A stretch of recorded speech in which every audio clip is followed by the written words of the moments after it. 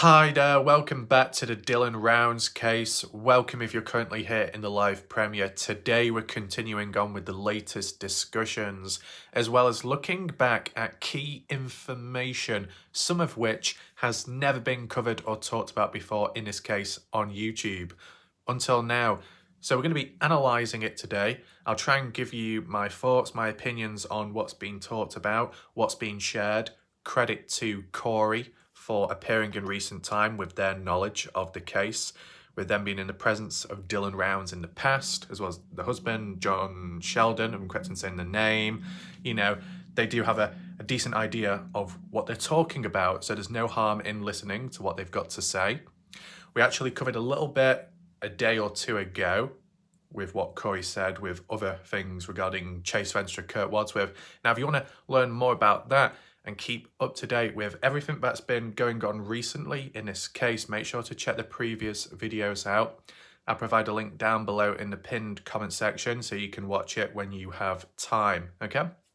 But as for this video, the structure and format will be focused around the comment section of yesterday's video because that's where the information is at. I'm going to present it to you today so people can see it for themselves on screen, and I can read and you can listen if you wish. You can read if you want. You can pause it, you can play it back, whatever, to be able to get it in here. It might take some time to process and understand, but we just do what we can and go at a steady pace and tone so as many people can understand it as much as possible, okay? So I think without further ado, we can get right on into it. If there is anything else that needs to be covered later on in this video, you will know by the title of the video once this video is out in a live premiere, okay?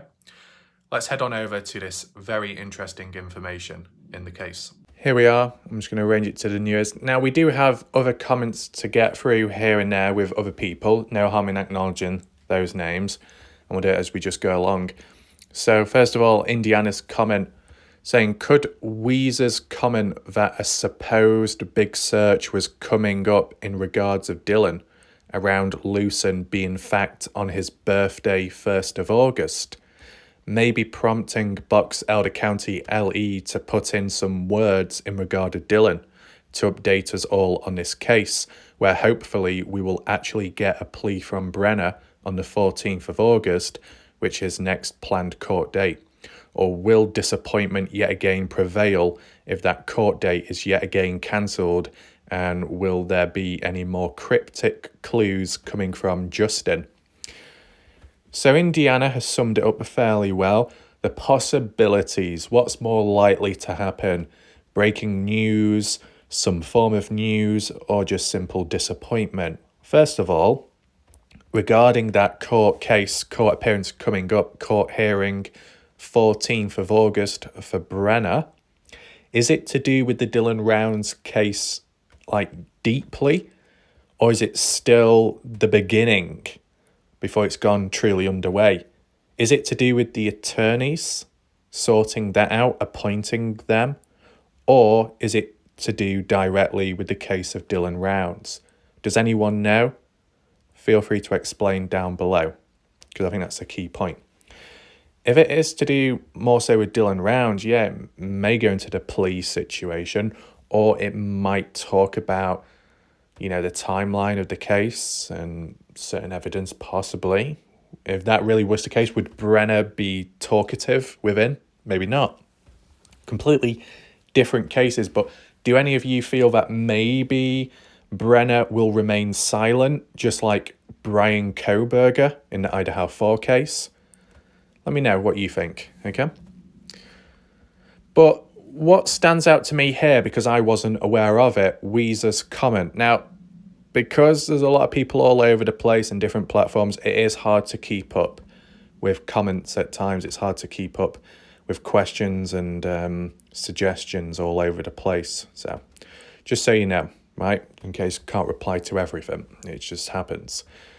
I don't remember seeing Weezer's comment, but Weezer suggesting a supposed big search coming up in regard of Dylan around Lucen. Right, okay. But when was that actually mentioned by Weezer? When did Weezer say that? couple of days ago, a week ago, a month ago? Feel free to explain. I think Indiana is suggesting that it could be in parallel on the day of Dylan's birthday, like a get-together, reflecting back on Dylan, hanging out, family, friends of friends, etc. Doing it in the name of Dylan Rounds, honouring him, his birthday, his legacy, and at the same time meeting up to search in hopes of coming across something. I mean, it's a fair point that Indiana makes here. Could possibly be the case. I guess what you could ask yourself, what did the family, what did friends do for Dylan when it was Dylan's first birthday since missing, right? When it was Dylan's 20th birthday, which was sometime last year, right? August 1st last year. You know, what did they do there? Besides, I guess, East Idaho news coverage, family appearing on there, there was talks about the case and some updates, which was, I guess, helpful at the time, somewhat helpful, to be fair. And a bit more coverage elsewhere on like Doug's Channel 2, but that won't be happening now because of channel not existing anymore. But I think there was like more coverage there as for the media because it was the first birthday of Dylan's since going missing, right? As for this birthday, it's the second one. The occasion, still important to the family and friends, but overall, it's the second birthday since Dylan Rounds has been missing. So it doesn't have that like, it doesn't hit as hard unless it was like the 5-year or the 10-year anniversary, you know, something like that, just based off numbers. But I'm sure family friends will do something in regards to Dylan Rounds. Searching that, I'm not quite sure, right? But Weezer saying that there is a big search coming up. Now, if that is the case, who's participating in the big search? Is Lance Kelly, Ty Corbin, or is it a private one still? And when they say big, how many people? 500, 600, 100, 50? As I said, I've not heard of this before, so it's just like working it out on the spot, trying to make sense of it. Yeah. Just see what the replies are. Right. There are all of a sudden many new questions. True. Don't cling on to what others say. Stay open-minded until we know more. Fair point, I guess. I've watched all the videos. It's an interesting find to me. All right, so what Tom is talking about here is off subject from the Dylan Rounds case, in case you're wondering. To do with a different place, a different area where some bones were found by two guys, teenagers. Okay? Some people have suggested it could be Dylan Rounds or Aidan Clune, but there's not enough proof at this moment in time to suggest that. Whether it be in this video later on, of this time, or a separate one, I might give you my thoughts on that case, that topic itself, and, you know, maybe map it out if necessary. And speaking of which, just to acknowledge, I was supposed to be doing that map analysis today, but I decided not to with this new wave of information. We need to look at this first before we look at the other stuff. It makes sense because it's in the correct order then. And anything I do read out today, maybe I can add onto the map later. Right, so Tom here saying, I've watched all the videos. It's interesting find. To me, the jawbone looks old. It does. I do agree with that. I think the interests me the most is the fact that Nate Eaton picked the story up. Yeah. Is it in Idaho? I didn't really look at the location. In Idaho? If it is, then I'm not surprised. East Idaho News, considering. But then again, you got to acknowledge that Dylan Rounds' disappearance in Lucin, Utah is different to Idaho, two different states, right? But with either Justin or Candice or both being somewhere in Idaho, reaching out to the East Idaho News channel, yeah, I guess it does work. Now, if Candice Cooley, Justin Rounds were from somewhere in Utah, they wouldn't appear on East Idaho News, would they? They would appear on the equivalent of Utah News, whatever that's called. Right. Indiana. True. No rotten flesh on the jaw, mind. And that was one long fishing trip Don and Brenna took for it to be Dylan. But still, it's an interesting find. Yeah, because of the location of where it's at. Fair point. Tom, yes, after I looked at it, I was surprised. The drama queen got me this time. When I first saw the story, I thought it was interesting. Now there is a large wildfire burning between Lucin and Wendover. That will get rid of a lot of the weeds and vegetation. Wow. I mean, once again, different extreme of weather. Had the winter time, things freezing over, searches delayed, ground hardened, ice sheets on water, etc. That was rough, delayed things. Then you had in June, okay, the floods affecting the washes, Montello area, some damage done too. Rough, once again, could have disturbed potential evidence, you never know. And now we've got wildfires in between from one location to another. Is that going to cause searches to be prevented, like delayed, maybe? That's if they're underway right now. And if not that, could it help reveal key locations and spots if you got these fires? Or could it have the reverse effect and end up being bad? Now, it's probably not the most accurate point to add in right now, but I just want to suggest it, okay?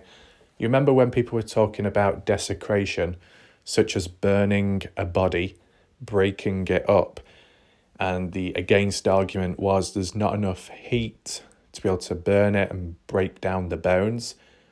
What if there is a wildfire? If Dylan is buried in the ground or so, not too deep, will the fires impact the body? Does anyone know? Maybe we can do a poll right now. The poll can be with these wildfires in between Wendover and Lucin. If Dylan is somewhere in between, buried in the ground, could these fires help reveal Dylan's spot, burial spot?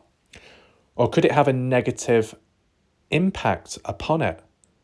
Will it impact the remains, burn them down, make them unrecognisable? I don't know. Feel free to vote based off what you think. I wonder if it will bring anything up in regard to Dylan. Firefighters being out there on the ground. Yes, that's what I think. I'm not exactly sure where the fire is. Okay, but there's a fair bit of vegetation out there, and with it already being a dry place, some fire starting natural or by a human, possibly, it will spread. And the distance out there, vegetation, take that in mind. We got Jan Martin, hi there. So, okay, what's this? So, do you think something is going to happen soon with Dylan's case?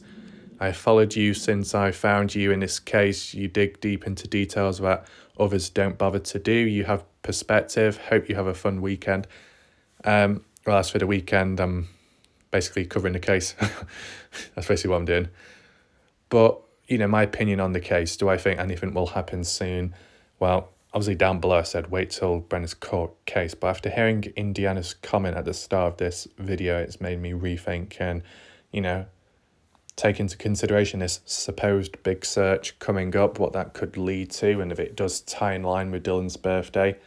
If none of that happens, then I'm just going to be anticipating the next court case thing with Brenna, okay, and see how that goes. But even though that might be a bit of time ahead, of course, there are still things that need to be covered and talked about now, like what we're doing here, okay? What we're doing here could help down the line, right? So you can let me know your thoughts, Jan, at the end of this video, the information, okay? Cleo, great video. Thank you, Doctor. By the way, my subscription ended. That's fine. Okay, no rush there.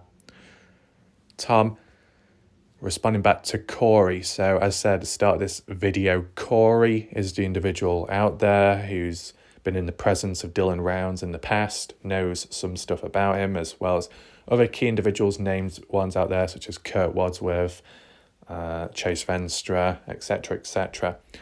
So Tom says here, Corey, a lot of my info came from you, so come back and fill us in on what we don't know or what I have misunderstood. And here we go. So, everyone in the chat, everyone watching in the background, feel free to pay attention and, just let it sink in with what's got to be said here. Corey says, I would like to help you, but do not wish to be ripped apart, attacked, or analysed with my mind intercourse. My goal is to find out the truth of what happened to Dylan. I've spent over a year now doing that, and for good reason. Yes, I am who I say. Yes, I am who you say I am. Yes, we knew Dylan much longer than Kurt Wadsworth or any other people who live out in the area. No, we never lived out there. When you say you've never lived out there, Corey, do you mean in Lucin or Montello? Feel free just to explain that bit. But for Corey, for her to say that, first of all, when Corey says we knew Dylan, when she says we, she means her, herself, and her husband, okay? John Sheldon, just so you're aware of that. The fact that these people know Dylan Rounds longer than anybody else out there is a positive. The more you know someone, chances of what they've got to say more reliable, more likely to be true, okay? Maybe not 100%, but up there, much higher up there compared to all the other people that do talk out and speak. So as of today, I'm not going to be specifically analysing Corey, just simply analysing the text and events. I have to do that, Corey, because it's all on the spot. Quite a lot of what you said here I've not heard of before, so I've got to make sense of it on the spot, which means a bit of analysing, and then I understand it better. So hopefully that makes sense. But the fact that Corey says she's not here to mess around, she's not here to cause trouble, she's here to specifically try and make sense and maybe solve the case, try and work it out what's happened, right? And that's good. That's a good attitude which Corey has, and we'll most likely see it in the information she has to share. So once again, shout out to Corey and credit to her for the information she is providing today. As said, anyone watching, you can share your thoughts, opinions, reactions in the live chat box.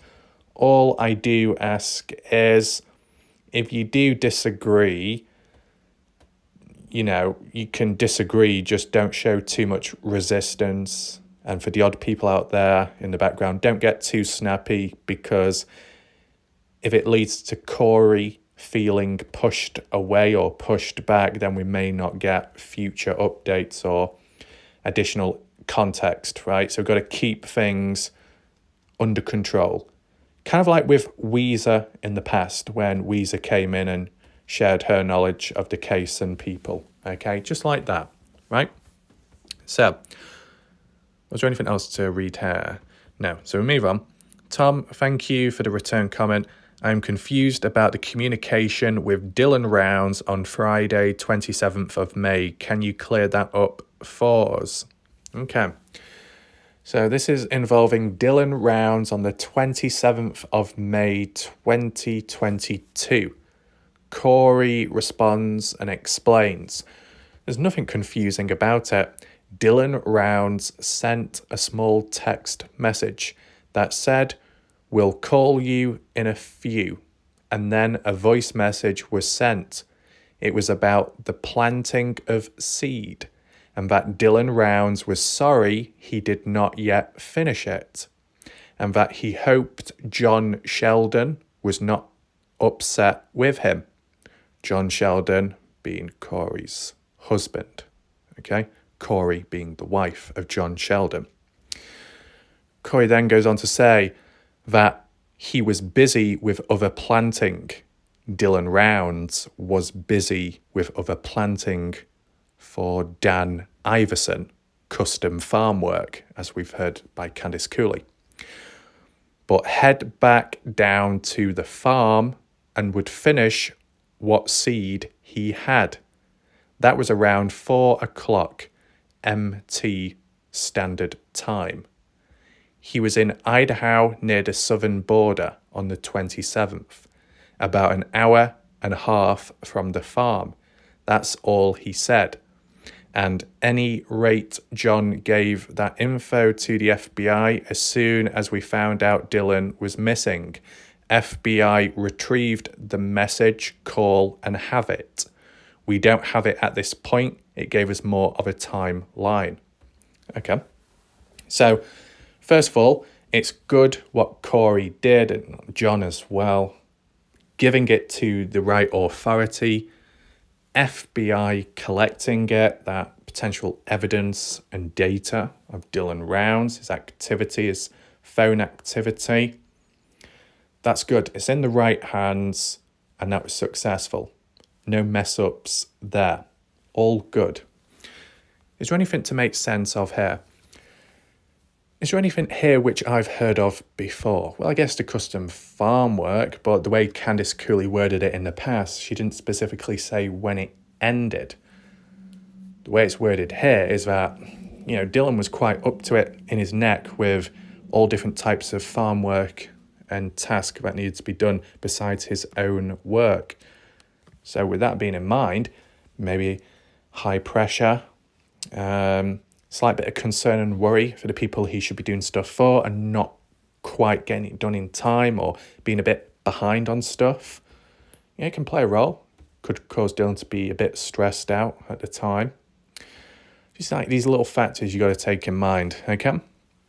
Is there anything else we need to read out here or analyse? Do I need to do a map analysis? Do you know what? Maybe I could do a very small visual one someday, but I'm thinking maybe it's worth breaking it down, like really small scale, one per event, maybe. Sure, not everyone understands or can pick up on the text immediately. Sometimes when it's visually explained like a story on a different device, that can help. We'll take that into consideration, okay? Okay. So Dylan Rounds, call you in a few, then a voice message sent, planting of seed, Dylan apologising, hoping John Sheldon was not upset. Right, so Dylan Rounds, supposed to be planting seed for John Sheldon from the looks of it, as well as doing other planting for Dan Iverson, kind of at the same time. 2 lots of pieces of work. And then if you take in account, which I don't know if it occurred at the same time or maybe a bit earlier on, Independence Valley, the guy called Randy, Dylan Rounds, doing custom farm work for as well. That's a lot going on, right? One after the other, and if not, all or most at the same time. That's quite a bit of pressure, and the deadlines can be kind of strict. You want to please everyone. You want to be as successful, maybe in the mindset of Dylan Rounds at the time. You want to be able to multitask. You're passionate about farming, but then you realise that you got to be going here and then there, keep in contact with that person, give updates here, get on with the physical work. It can be quite demanding, both physically and mentally. And for Dylan Rounds, the age he was at the time, he was multitasking from the looks of it. Fair enough, I do understand it. Says, but head back to the farm and would finish what seed he had. And that was around 4 o'clock, Mountain Standard Time. Right, so I assume that's returning back to the farm of John Sheldon's or Dan Iverson's, not Dylan's. Is it? Let me check. He hoped John was not upset with him, that the seeding wasn't fully completed. That he was busy, Dylan was busy elsewhere planting for Dan Iverson custom farm work. But head back down to the farm and would finish what seed he had. Head back down to the farm. That would imply John's place, catching up with that work there after finishing with Dan Iverson. Yeah. For it to say head back down to the farm would imply he was already there earlier on in the day or days before getting on with the seeding. Yeah. The only reason why I wanted to read over this, because this is to do with the 27th of May, the same day as when later on at night Dylan returned back to his farm, his own farm, to do some seeding. And the way it was worded here, it kind of sounded the same, but from the looks of it, it's not. Like Dylan is trying to catch up with other planting elsewhere for other people, both Dan Iverson and John Sheldon, 2 different areas. Okay. Do you know what does make sense? Is the fact that Dylan Rounds, beside being busy and doing all that work, he still tried to make time for his own farm work, at 11:30 to 11:45 p.m. at night at Dylan's farm. Tractor lights are on. Only planted so much, not enough was done. But then would you expect it if Dylan Rounds has been planting throughout the day, the 27th, being busy here and there, trying to meet deadlines, up against the wall with timing? It's understandable, right? That he put other people's work and task first before his own work on his farm. So you could say selfless, Dylan, but then at the same time you would acknowledge that, well, it's because Dylan has to do custom farm work and help other people out, whether it be a form of networking at the time, building those relations with ranchers and farmers in the area and people that own the farms, but as well earning the money to then be able to put it into his own farm afterwards. One thing comes before the other, and that was the custom farm work and favours and task that followed, right? And by Dylan doing multiple jobs means more sources of income, which can benefit Dylan as for his farm-related business, if you call it that. But what comes with that risk of a higher reward? More pressure, more stress. And for a person of his age at the time, quite resilient, I guess you could call it, okay? So when Dylan Rounds finally had the time to do his own thing, it was limited because of time itself, and as well what he had to do the following day, grain truck in the grain shed. So hopefully, Corey, I am truly understanding your comments at this moment in time. I feel like I'm understanding you. I just hope that really is the case. The bit about Dylan in Idaho near the southern border on the 27th, about an hour and a half from the farm. That's all he said. So was Dylan Rounds in Idaho near the southern border because he was trying to get spare parts for someone? I think it was Indiana or Tom that said on the 27th at 10 a.m. Dylan Rounds had to go somewhere to collect parts, fetching and retrieving back and forth. Interesting. So you're saying around 4 o'clock Mountain Standard Time, 4 o'clock. So what, in the afternoon, 4 p.m., Dylan in Idaho, if that's correct in how it's worded here.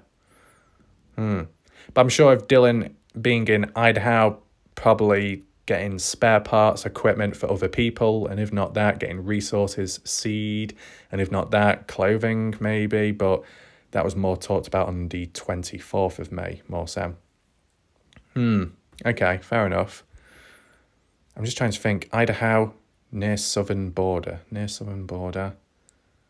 that up near Park Valley, or am I going off track? I'd have to look at it on the maps, wouldn't I? Yeah. Okay. I mean, this type of stuff, although it doesn't explain where Dylan has gone missing or where he's been buried, it gives the backstory of what Dylan was getting up to the day before, what happened to him, right? And I think as for the factor of Dylan being very busy and kind of worn out by the end of the day. That's possible.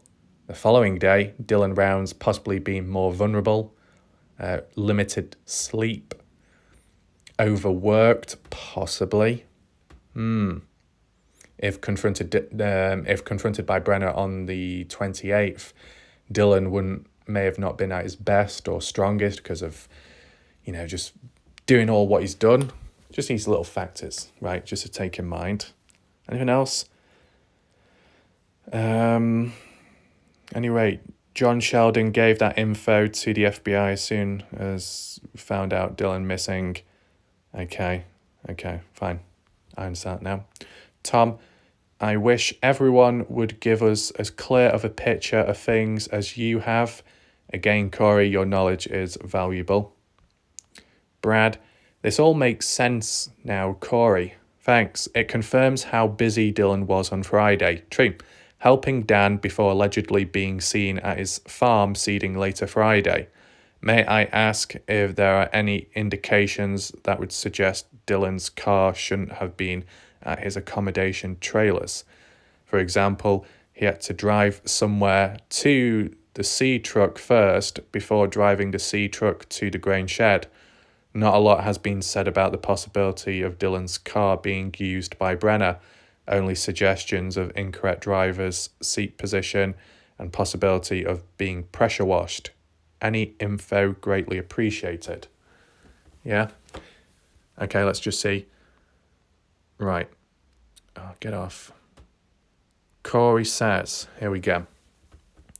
Brad, Dylan Rounds, of course, drove his pickup truck to his farm to finish planting Friday night. Okay, that's how it was worded. That clears that part up. Fair enough. The grain truck and seeder were at his farm, correct? I'm sure he planted most of the night until early morning. Well, Corey, I can add on to that from what I've heard, okay? I'm not sure if you're aware, Corey, but that night, 27th of May, Friday, 2022, near Little Pigeon Mountains, there was a couple, or two people at least, friends of friends, camping and hiking out near the area, set up camp, and they oversaw Dylan's farm. They were unaware it was Dylan's, but they saw the farm and they saw tractor lights turned on. And they roughly said 11:30 p.m. to 11:45 p.m. is when the seeding, the activity took place at the farm. Then after that, that was it. So it didn't last that long. Reports by other people who have supposedly been out there near the farm or got photos of it suggested that not much seeding, planting was done. But after reading your comment, Corey, up on the comments, I understand that not much was done, maybe because Dylan was tired and busy throughout the day with the other stuff he was doing. So let me know your thoughts, Corey, on that. The timestamp, 11:30 p.m. to 11:45 p.m. of Dylan Rounds doing his seeding, which didn't last that long. But that's the report from the witnesses in the area at the time, those camping out there. Where are we at here? Cedar, yeah. Right, okay. When he returned the message he had received from Karen, his grandmother, Karen Rounds, around 6:30 to 7 a.m. at that point is when most likely Chase Venstre grabbed Dylan. Wow. That's kind of abrupt. Around 6:30 to 7 a.m. is when most likely Chase Venstre grabbed Dylan. Right, okay. So 6:30 to 6:58 a.m. Right, before 7 a.m. I can't imagine Chase Venstre or even Brenner grabbing Dylan. And I'll explain. From what Candice Cooley, Justin Rounds have said, they've received the phone ping data from in the past and the police have it themselves. But Candice Cooley said that when Dylan Rounds made a call to Karen, the grandmother, it was at 6:51 a.m. 6:51 a.m. to the grandmother. And then Dylan Rounds after that made a second call to Brenna, which wasn't successful. And that was at 6:58 a.m., right? And that's when Dylan was conscious, by himself, near to the gate leading up to the Grangeshed property and trying to make calls out there. Candice Cooley said the next phone ping was at 7:03 a.m. and that was near the grain shed, likely when Dylan got down there to reverse the grain truck in the shed. And then that's what happened, where Dylan was murdered, right? That's a story I've known for some time and how it's been told consistently over it by Candice Cooley just in Rounds. Is it 100% true? I don't know. But if that's what they're saying, you got to listen to them, right? You have to, because where else do you look? Now, we do need to acknowledge Corey's comment here, of course. And Corey's suggesting around 6:30 to 7 a.m, the point where Chase Venstra involved himself with Dylan Rounds. Well, as said, anything before 7 a.m, I can't imagine, just because Dylan Rounds made the call at 6:58 a.m. and, nothing happened to him at that moment. Though approaching 7 a.m. and past 7 a.m, yeah, something may have happened. But if it did, and it was by Chase, you got to take in mind that the phone of Dylan's at 7:27 a.m. ended up in Brenna's trailer. And that video footage of Brenna cleaning a gun with Dylan Rounds' blood on him. So if Chase Venstra was responsible, Brenna most definitely played a main part as well to have blood on him, right? Anyway, let's just continue reading to acknowledge. Corey says Chase Venstra had been camped out at Lucin Pond. The high is near Dylan's farm. Chase Venstra had a four-wheeler that he had stolen to get around. The grain truck most likely was taken over to the tool shed by Brenna. What is the tool shed? Are we talking about the bra shed where all those clothing was found inside by Lance Kelly? It says who had intention of keeping it, which is why he said, my fingerprints are all over this truck. Brenna and Don Hatley had gone over to Dylan's, as you know, the afternoon of the 28th together. As well, Don Hatley and son went with them. I believe Jim Brenner took the grain truck at that time. Dylan did not and would have not taken it over to the tool shed. There was no way to get it in the shed. Brenner had it blocked with too much stuff in front of the shed and inside. Absolutely no room to even get it in. Massive amount of items and junk. The grain truck had an attached tarp and it would cover the grain that was left. True, which was only about 30 acres worth of seed or less. Brenner drove it to the shed, no doubt in my mind, to keep it, steal it or use it. Drunken thinking on his part. Right. So, what is the tool shed? Is the tool shed different to the grain shed? Or is it the same exact thing? People have different descriptions for the location, right? Besides the grain shed, the only other place I heard of was the bra shed, as it was described by people. Some kind of like shed construction, which had clothing inside, and that was it. But you can't be parking anything in there. No chance.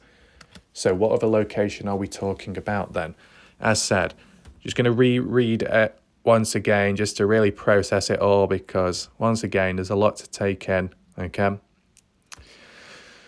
Right. Yeah, the planting. Yeah. Yeah, right. Chase Venstre camping out there at Lucin Pond. What, at the time? Interested. Never heard of that before. Me personally, never heard that Chase Venstre was camping out there near Lucin Pond. That's a kind of convenient that, at least in my opinion. But, what should I say? Near to the pond. 28th. Is this to do with the 27th, though? Well, part of it is. Chase Venstre. Right. Wait, hold on. If Chase Venstre was camping near to the pond of Lucin, where that phone was dumped later, a few days before, 25th of May, Dylan Rounds came across Chase Venstre down Tacoma Road. Is that Tacoma Road in Lucin or going into Montello? Because Tacoma Road passes through Lucin, Utah, and goes into Montello, Nevada, right? If Chase Venstre camping out, staying at near to Lucin Pond, you'd think that maybe Chase Venstre was near to the road, Tacoma Road, on the Lucin side, not the Montello side. Just a thought. But that aside, when Dylan Rounds did come across Chase Venstre for the first time on the 25th of May, from the looks of it, and from what we've heard, and by Candice Cooley too, why did Chase Venstre supposedly want to be taken to Montello, into the town of Montello? Why is that? Why didn't Chase Venstre say, hey Dylan, I'm a bit worn, beaten up, can you take me back to Lucin Pond? Because that's where I'm camping at. Why did he not say that? Interesting. Anything else? The bit where it says the high is near Dylan's farm. What does that mean? The high? The what? Chase Venstre had a four-wheeler that he had stolen to get around. That doesn't surprise me with Chase. Grain truck most likely taken over to the tool shed by Brenner. So are you talking about the grain shed? Is the tool shed the grain shed? Are we implying here that Dylan Rounds never took his grain truck to the grain shed nor parked it because Brenner got to it first? Is that what you're saying, Corey? So Brenner had intentions of possibly keeping it, which is why he said my fingerprints are all over the truck. Wait, hold on. If that's the case, Corey, then why did your previous comment say the grain truck and Dylan's pickup truck were never taken in by the police? And if they had been, there'd be little to no DNA upon the trucks besides Dylan's DNA. You said that in the previous video, but now here you're talking about fingerprints being all over the truck by Brenner.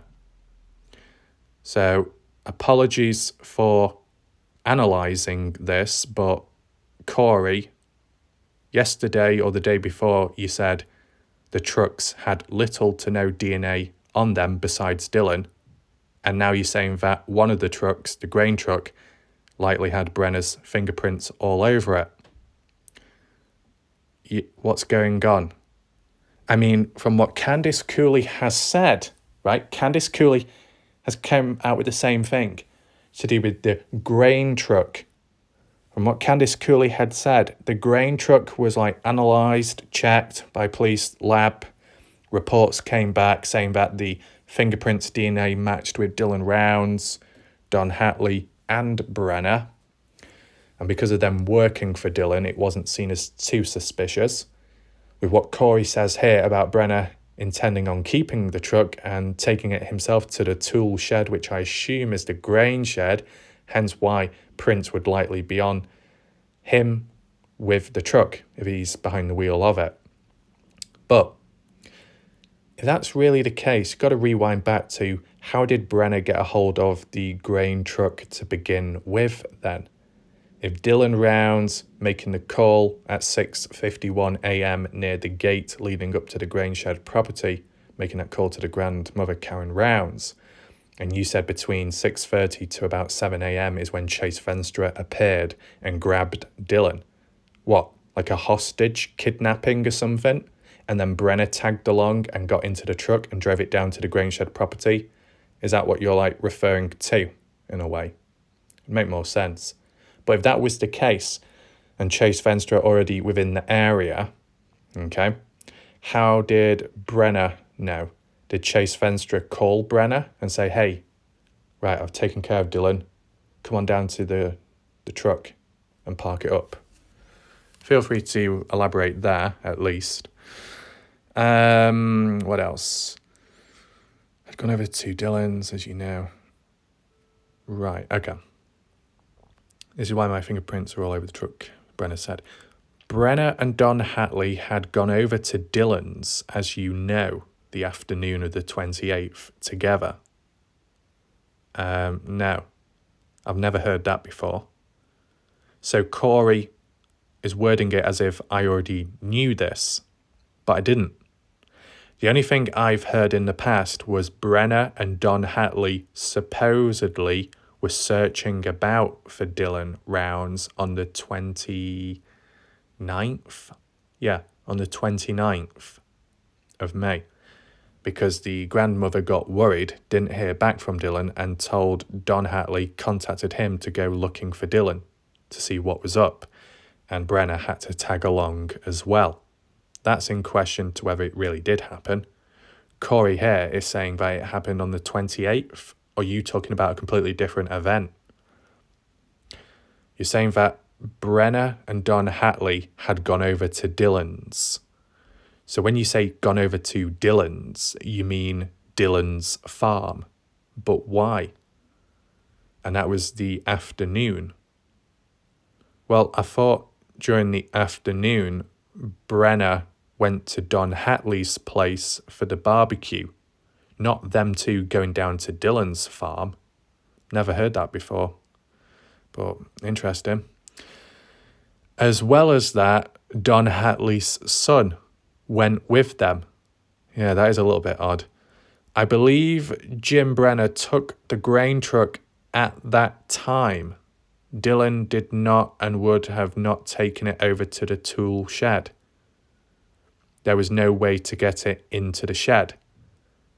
Well, okay, first of all, would Dylan Rounds know about the shed being full, the grain shed? Would Dylan Rounds know it was full of junk and it was obstructing the entranceway? I'm sure Dylan Rounds wouldn't know because if he's been doing custom farm work and all of that in recent time, and Brenner said he's not seen Dylan for over a month because Dylan's been busy. If in that time Dylan Rounds had not been to the grain shed property, then Dylan Rounds simply wouldn't know what's changed and what's moved and what's been filled in. Dylan Rounds could probably be so busy with what he's doing, he forgets about the grain shed. He forgets about how things can change with time. And Dylan is so fixed and focused on farming and his own stuff that he just expects for there to be access to the place at the time when Dylan Rounds sees fit. As said, from what Candice Cooley and Justin Rounds have said, that there is like that video, that not video, the voice, the what do you call it, a voice call? A phone call, that's what it was.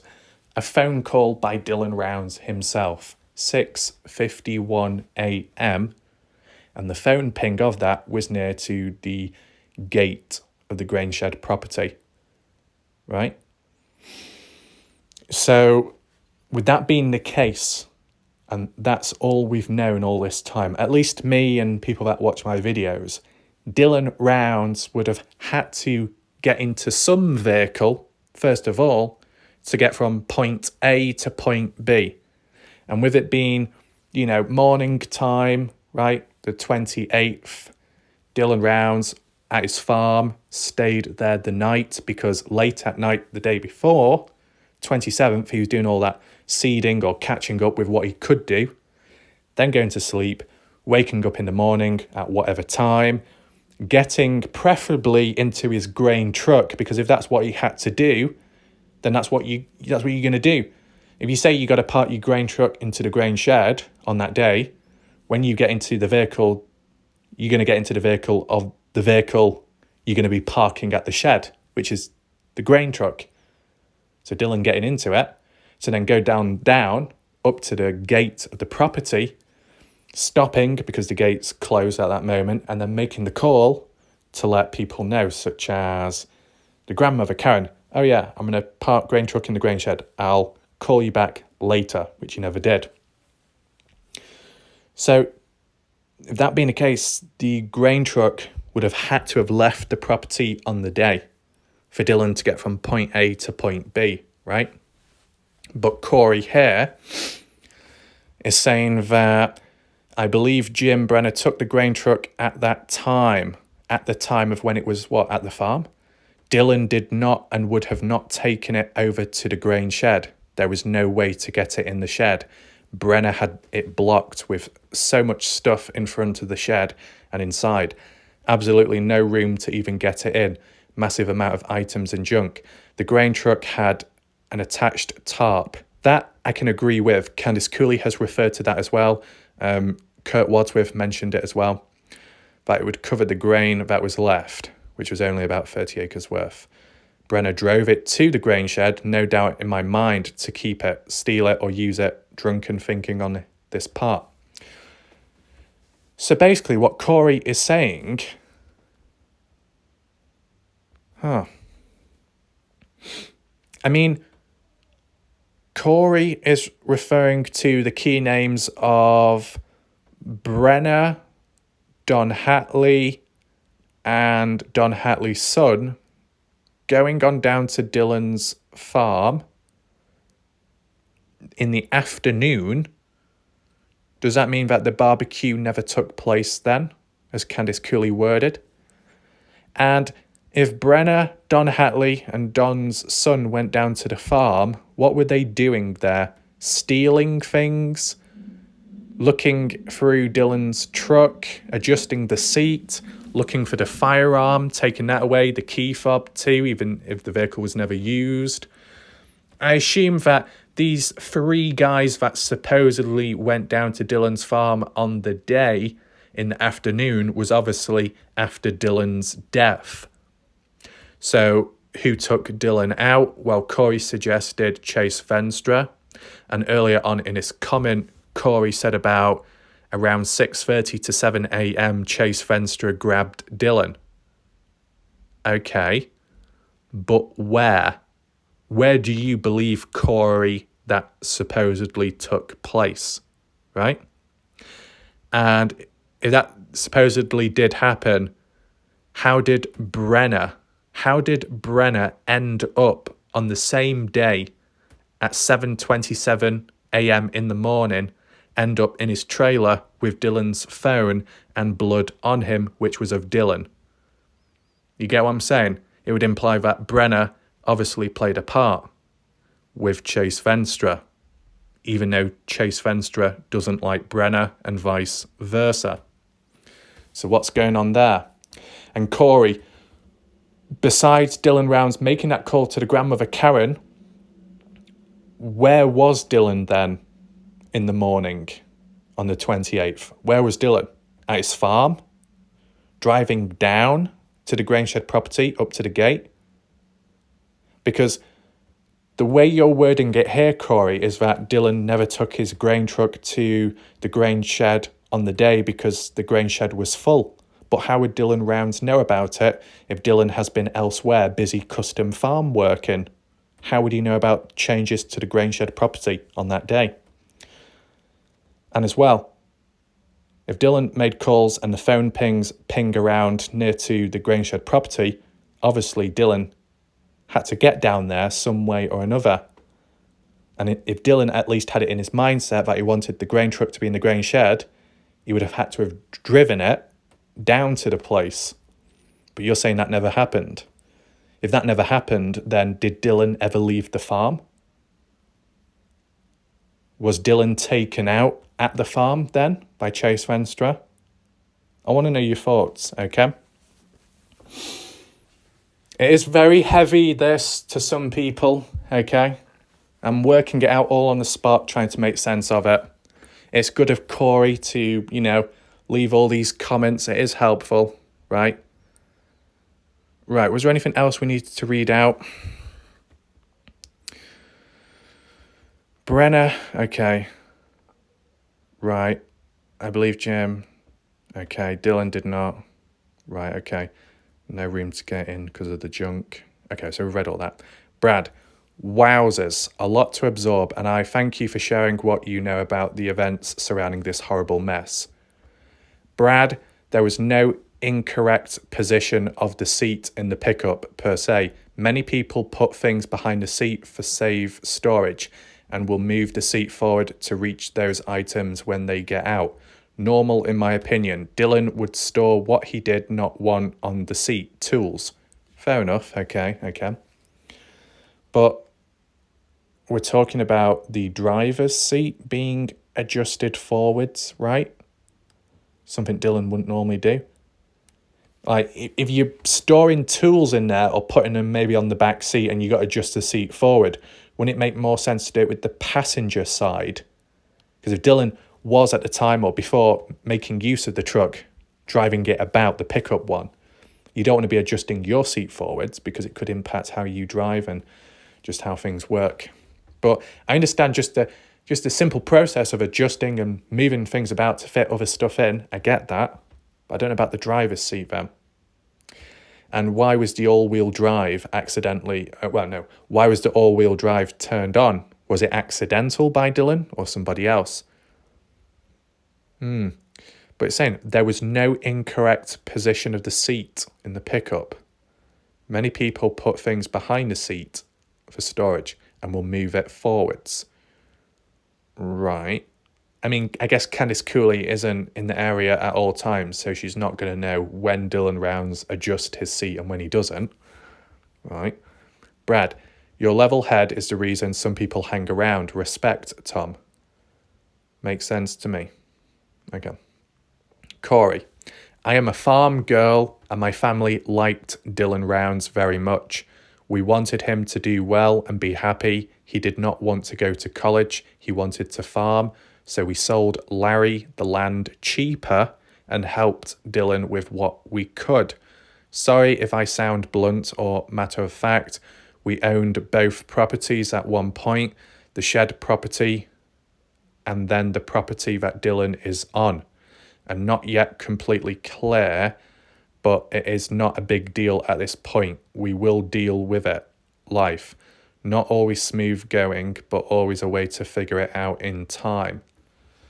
So this does provide a bit of backstory to who owns what and, people coming forth. That's very good and helpful. It's good of Corey to leave these comments, okay? I do understand the likes of Indiana in the background by take it in or listen, but don't absorb completely. Don't feel like you're forced to or you're forced to go down the deep end. Feel free to listen.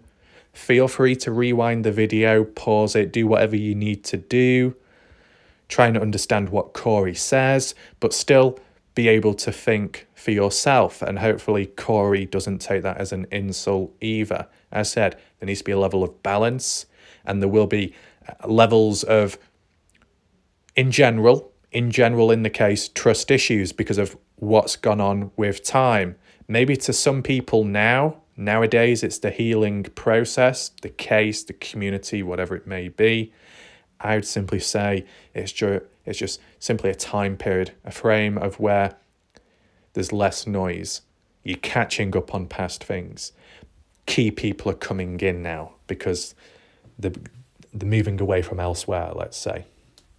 So just got to take it all into mind and consideration, right? And I'm sure if it needs to follow up this, then that's what will happen. Okay, I still have in mind the map analysis I want to do myself to do with Chase Venstre, but I wanted to look at these comments beforehand just in case. Okay. Right, so basically Corey, John Sheldon wanted to do a nice thing for Dylan because they liked him and wanted him to do well, so that's good of them at the time. Sold Larry the land cheaper and helped Dylan. That's good. Yeah, okay, so that's good backstory behind that part. Cleo, throwing toys, love it. Okay. Badger Life, Corey sounds like Kathy Waters or Joy Perry. I personally don't think so at this moment in time. I'm trying to keep it cool and calm just so we don't start any, I don't know, stuff. Just try and look at the information for now, at least. Skeptical, in my honest opinion, but you decide. Stating disinformation is offensive. Misinformation and disinformation are the same thing. They both mean false information given intentionally to mislead. Corey LeBur, your self-serving comment, in your honest opinion regarding Chase Venstre and Kurt Wadsworth, is it a fact, opinion, or disinformation? Are you intentionally misleading? If I say James Brenner is most likely the person who killed Dylan because he threatened to kill him, and he's on video cleaning a gun with blood on himself, it's irrelevant if you believe it to be fact, opinion, or disinformation. This community is questioning, analysing, giving opinions. You seem to be the only one that has the real story. So give us the true factual information so the public can stop speculating. We're here for Dylan Rounds. Who are you here for? Warlight Raff, looking forward to your analysis on Corey's comments. I believe Candice Cooley is on video stating one or both of the trucks were analysed by LE. Yeah, that's what I heard as well. And about that truck, Corey was suggesting that both trucks were never taken in by the police, the LE. But then today, or should I say earlier on today, Corey's comment is saying that Brenner's DNA prints were all over the grain truck. Well, that's a switch and change from one thing to another, said by the same person. 1 minute, no DNA. Next minute, there is DNA. What? 1 minute, grain truck used. Next minute, not used at all. But then how did Dylan get from point A to point B to then do that phone call and phone pinged near to the grain shed? This is what I mean. Got to analyse, we've got to pick it all up. Now, before we go any further, if you have suddenly joined, welcome to a very important video, more important than usual. I do advise you to rewind back to catch up on all the missed information and talk. It's been very deep, been very interesting. Make sure to catch up, rewind back, okay? As for everybody else in the chat, I might even type it out in capital letters. Everybody watching right now and those in the background, I want you to share your thoughts. Do you acknowledge? Did you pick up on the contradiction? What I highlighted earlier on in this video? Did you pick up on it? I just want to know your thoughts. 1 minute this is said, next minute that's said. I just want to know your thoughts on it. It's very important that we highlight all this so we don't miss out on anything. It's very important that we pick up on every little detail. And I really hope that people in the chat are able to pick up on that as well as the people in the background too. Okay? Skeptical, let me know your thoughts now about Corey with what we've read and analysed. I think there might be a bit more further up. Glenn, shout out to Glenn. Here we go, Corey. Additional comments, let's see. Information. Chase Venstre indeed was seen on camera in Snowville at the Flying J's. That was on the 28th of May. Yep, correct. Late at night. Oh. It takes only about 1.5 hours to drive to Snowville from Montello. and Robert Aviles drove Chase Venstre up to Snowville and dropped him off. Chase was then picked up in Snowville a little while later that day. Fact, and Candice Cooley does not have the power to say any one person is not a suspect. And Chase is in the Utah prison and his next court date is August 12th. Wow. So everybody in chat right now, if you're interested in Chase Venstre following his case or still feel that he's applied to the Dylan Rounds case, as a heads up, Chase Venstre's supposed next court date is the 12th of August, 2 days before Brenner's court appearance. Very interesting, okay? Check the responses first of all. Tom, no one had ever told us how Chase got to Snowville. Corey, Chase, Venstre, and Robert Aviles filled up with gas at the gas station in Montello on the 28th afternoon late. Robert Carr, who's that? No one seen them after that for several days. Robert Aviles is now in Montana prison system. Right. Is Robert Aviles' car a black Subaru? Is that true? Right. What do we need to look back on? This comment here. Part of it I've heard before, of course, and you have too, but there's like one word which throws me off, right? Chase Venstre, seen on CCTV in Snowville, flying J's on the 28th of May. Late at night. What's he doing there late at night? From what Candice Cooley has said previously, is that Chase Venstre was caught on CCTV camera at 7:01 a.m. 7:01 a.m. in the morning on the 28th at Snowville near the Flying J's. Corey is saying he was seen on camera in that area, but late at night. So who is true? Or are both individuals true in what they say? That Chase Venstre was seen at 7:01 in the morning a.m. in Snowville, Flying J's, and then later on in the day, more so at night time, Chase Venstre returned back to Snowville and was seen on camera once again. Right. Is that the case, Corey? That he was there in the morning and he was also there at night time, but in between throughout the day he did go elsewhere, such as afternoon time Clinton near KFC, or at KFC as the CCTV suggest, and as well at 22:45 or something p.m. at Little Caesars Pizza, eating food, dinner time. And then past that point, driving all the way back to Snowville? Is that the patterns and whereabouts of Chase Venstre? Is that truly the case? Or is it that Chase Venstre supposedly was never at Snowville during the daytime and only appeared there at night, as Corey says? Because we're getting two different stories. Candice Cooley has stated that Chase Venstre was at Snowville Flying J's in the morning time at 7:01 a.m. and yet Corey is saying that he was there later on at night. So who's correct? Who's right? Who's wrong? Or are they both right? Let me know in the chat. Interesting. Anything else to acknowledge? Right. In Snowville of May, late at night. It only takes about 1.5 hours to drive to Snowville from Montello. Robert drove Chase up to Snowville and dropped him off. He was then picked up in Snowville a little while later that day.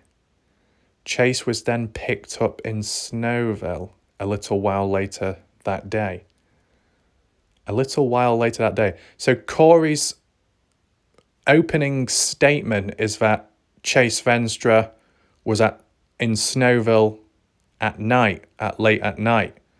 But then later on, the sentence by Corey says earlier on in the day, Chase Venstra was already at Snowville and got picked up there and then was taken elsewhere later on in the day. So I think Corey has worded it the end point to the start point, and it should have been the start point to the end point.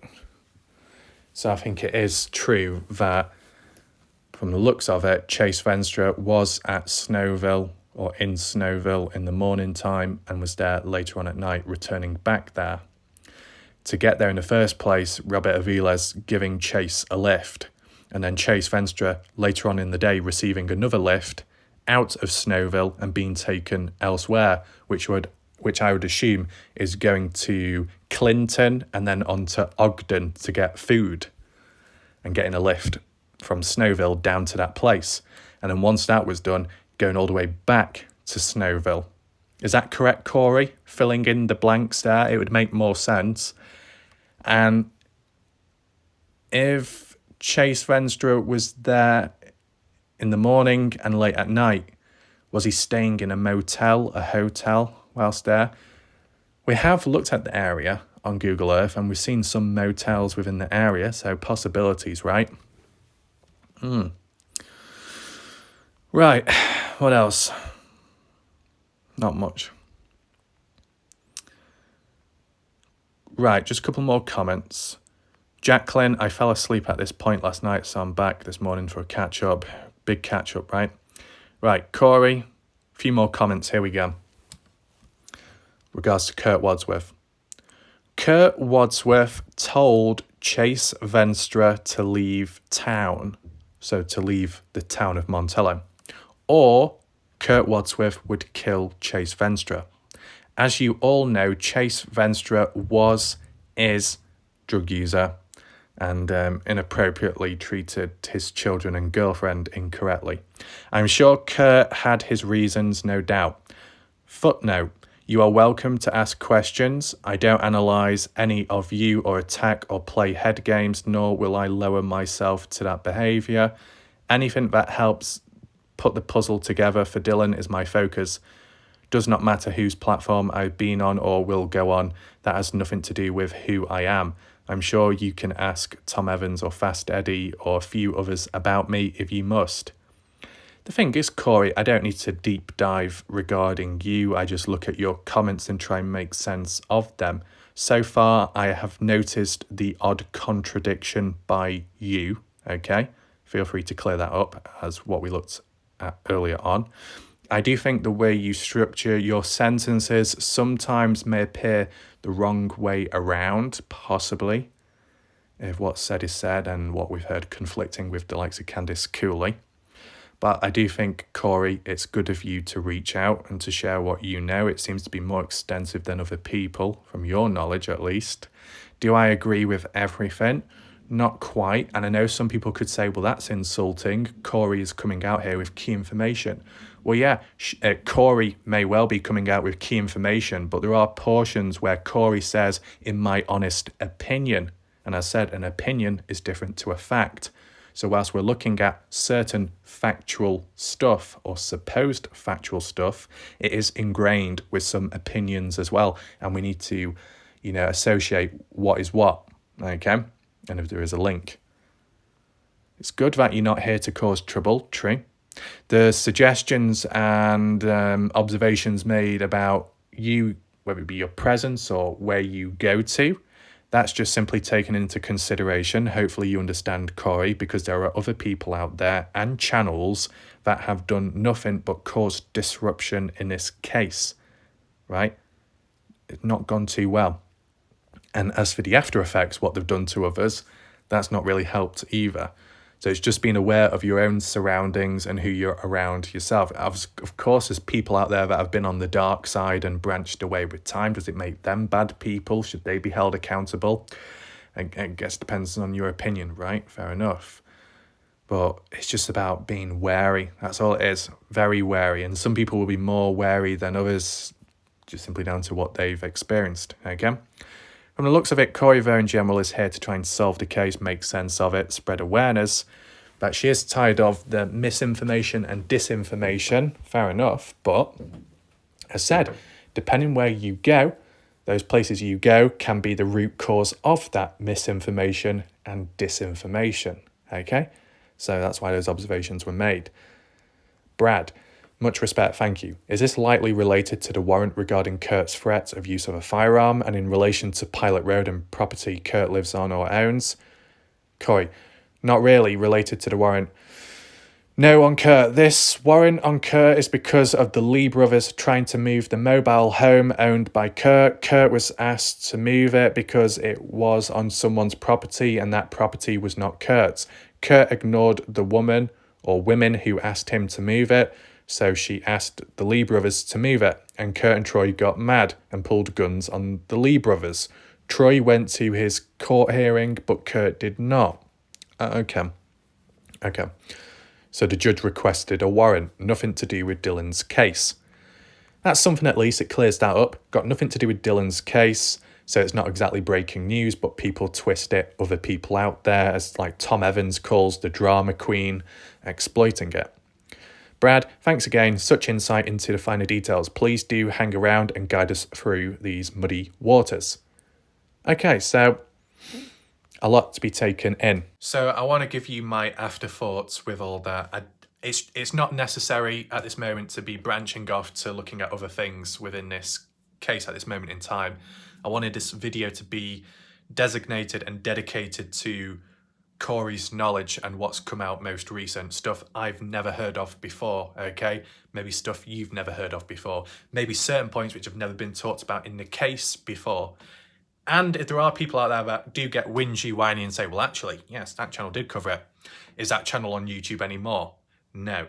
Is that content on YouTube anymore? No. So at least we're redocumenting it in the eyes of people that think they've already seen it. But nevertheless, it was important to look at today, okay? As I said, I noticed the odd few contradictions, and I also noticed that there was differing thoughts or differing events compared to what Candice Cooley has said. And as we know, Candice Cooley doesn't have the best track record for accuracy either, but she's bound to make mistakes at times, understandable. And maybe many other people can make mistakes at times, right? So a lot to take in. Summarize, we got an idea of Dylan Rounds on the 27th, Friday, May time 2022. Dylan being pretty busy with different people. Dan Iverson, farm work there. Possibly Randy as well, another form of custom farm work in Independence Valley. And John Sheldon planting seed there. Main common thing is planting seed, seeding on the day of the 27th. Busy, hands full, a lot going on. Okay. Limiting the amount of time Dylan has himself when he gets back to his own farm to do his own farm work, right? I get that. That checks out. I understand it. Candice Cooley never mentioned all this, which is disappointing, but did she know about all this? I don't know. Anything else to highlight? Then going on to the 28th, which was pretty heavy there as for what Corey says she strongly believes and what supposedly did happen. Chase Venstra playing the main role in taking out Dylan Rounds, and supposedly Don Hatley, Don's son, and Brenner going down to Dylan's farm to do whatever and get a hold of the grain truck, which would then imply that the grain truck was never driven by Dylan in the early morning on the 28th to get down to the grain shed property. So then that wouldn't explain to how Dylan's phone ended up down there in the first place. It would mean that if Dylan never took it from here to down there, then somebody else must have done. So someone else must have come down there earlier on in the day, but that doesn't seem to check out with the timestamps with what we've heard from Candice Cooley. Okay? As I said, very deep, got to rewind back. But luckily for me, I've got it all under control in here, right? I might not know 100% the facts or the 100% strong truth, but I know what's been said by this person and then what's been said by that person, and it doesn't quite add up, right? Makes it a little bit messy. How do I word this video? I have no clue at this moment in time. Do I be vague and say massive groundbreaking news never talked about before? Do we call it shocking twist in the case? Do we go abrupt and say, Chase Venstre responsible? Proof, here's why. Full timeline uncovering Dylan Round's performance behaviour and busy schedule, day before going missing. I said, when there's so much mentioned, like in this video, when it comes to making a title, you have to summarise. Take in mind, YouTube limits how much you can type into the title. So I might have to summarise it, which could mean certain wording used. Okay, I want to highlight that before other people out there say clickbait. I've got to make sure it's appropriate, but I have to make sure it's important to get this message across. If the title does not match with the video or the thumbnail, then people are probably just going to look at it, outsiders, and think, we've seen this before. Oh, it's whatever, it's vague. It's like, I don't want the title to be vague, but I need it to summarize everything we've talked about today. Shocking news, breaking news. I might have to use the title breaking news because we need this focus, we need this concentration, right? And of course, what does help to spread that awareness, and even with YouTube, feel free, everybody watching right now and those watching in the background, even if you don't want to comment, feel free to like the video to help spread that awareness, to increase that engagement and activity. With more activity, the video is more recognized. And we've arguably looked at some very interesting supposed information today, right? And if we need more people to share their thoughts and opinions, they need to know about the video. So by sharing and liking can really help and be appreciated. And of course, if you have additional reactions and comments you'd like to add in, list it down below in the comments section, okay? From what I've read today, it doesn't derail my next video. That is good. That is under control. I'll do my video, providing there's nothing else in between from now till then. And then once I've done it, you can share your thoughts, and maybe Corey can as well. Once again, before we go, shout out to Corey for appearing on the channel, for explaining and for elaborating. That is helpful, that is useful, and it was somewhat clear to understand for most part of it. And yeah, it was like straight to the point. No drip feeding, no straining it. It was all there in one go. Sure, harder to take in, but effective. Let me know your thoughts. Let me know your thoughts down below. Did you learn something new today? Were you able to understand it all, right? I want to share with you most of what I read today I've never really heard of before. I had to process it on the spot. No second guessing, no trial run. This is all done in one go, okay? So, bit of a brain exercise in itself, but once again, all handled, all under control. If I had to give you my thoughts or how I feel right now, do I have a headache? None at all. I don't think I've ever had a headache before, ever in life. But at least right now, does my head feel full? No. Do I feel confused? Not really, because I've balanced it out with what I looked at. My head feels somewhat light at this moment in time. It'll just be more so the not a literal one, but kind of like a headache in titling the video and trying to get that awareness and make sure people see it, the news. That's the only part which is tricky. But reading it and analysing it wasn't as hard as I thought, okay? So leave your comments down below. Feel free to like the video and we'll see what happens next. It's time to go, but thanks for watching. Hope you enjoyed it. I'll see you next time. Goodbye and good night.